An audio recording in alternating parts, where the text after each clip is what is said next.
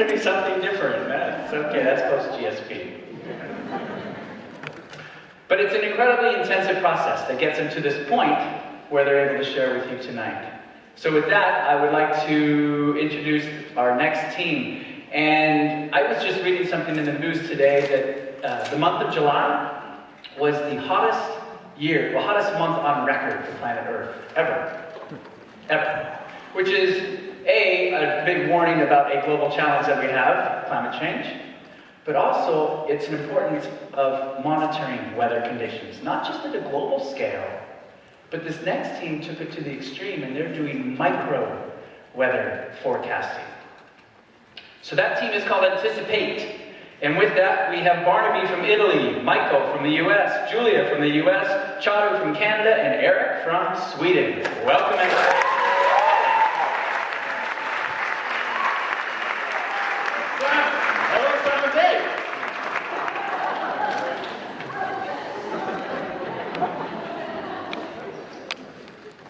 Everyone, everywhere, is affected by weather.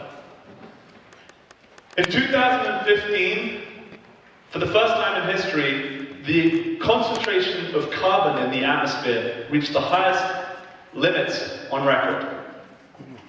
If we're going to transition from a fossil fuel-based economy to a renewable energy future, we need to understand weather better. You see, wind and solar energy are variable energy sources. And this means that people who produce those energy sources for sale need to use weather forecasts to understand what's going to happen and what their power output is going to be the following day. So every day at 12 noon, renewable energy operators have to commit to the power grid exactly the amount of energy that they're going to sell.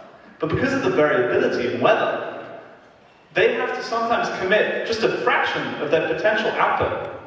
And this is a big problem, because it means that renewable energy prices are higher than they need to be. So imagine if a wind farm operator could know exactly what's going to happen tomorrow.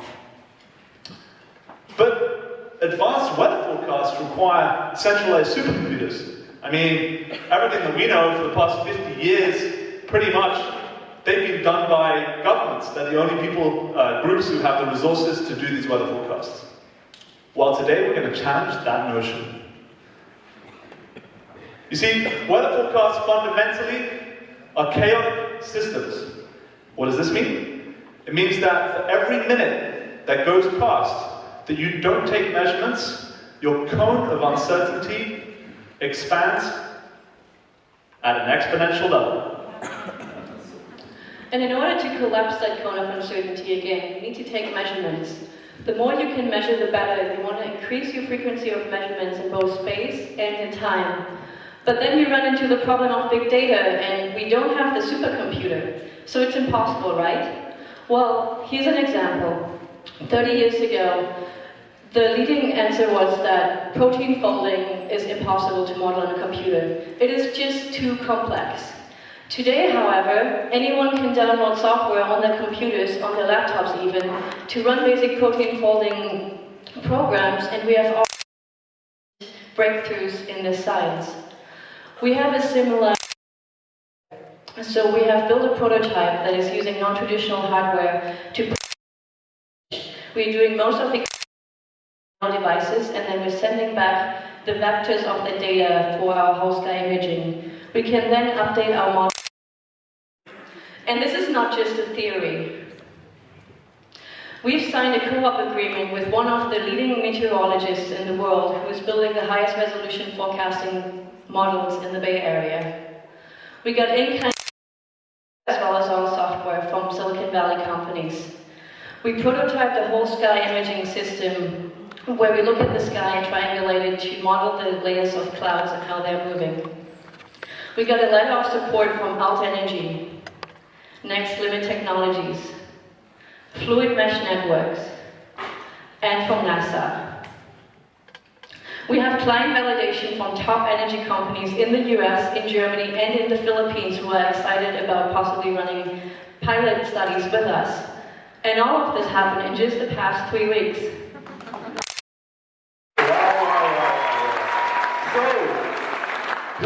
this technology? Well, in May 2015, the US government subsidized a wind study with one of the largest wind farmers. By networking existing sensors on wind farms in Colorado, they were able to decrease the mean error rate of forecasting from 16 to 10%. This yielded $49 million of annual savings. Scaling this to the American market, we're looking at almost $1 billion market for our first product. But more importantly, we prevent 4 million tons of carbon dioxide of entering the atmosphere. Now that's impact. So as we go on this journey, we're looking not to do like satellites, which do a great job of surveying the sky from great distance. We're building a full sky imaging platform to monitor the world from the ground up to the sky.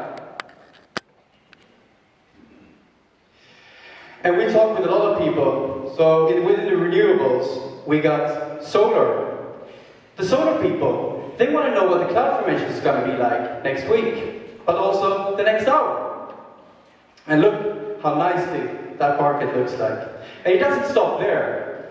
Have you guys heard of this tech company in the valley, or these tech companies who want to put assets in the sky and provide ubiquitous communication? Guess what? They're navigating with wind currents. And what about the drone companies? Yeah, they want to do computation on the fly. We spoke to NASA about wildfires. They're super interested to get help to solve local weather simulation in real time. And it goes beyond that. It goes beyond renewables, and it goes beyond flying assets. And we're looking at transportation, where we can provide better analytics, logistics, shipping, sport events, disaster response. It's so good, it feels like it's my birthday. Actually, it is my birthday. We are Anticip8 Analytics, and we create confidence in chaos. Thank you very much.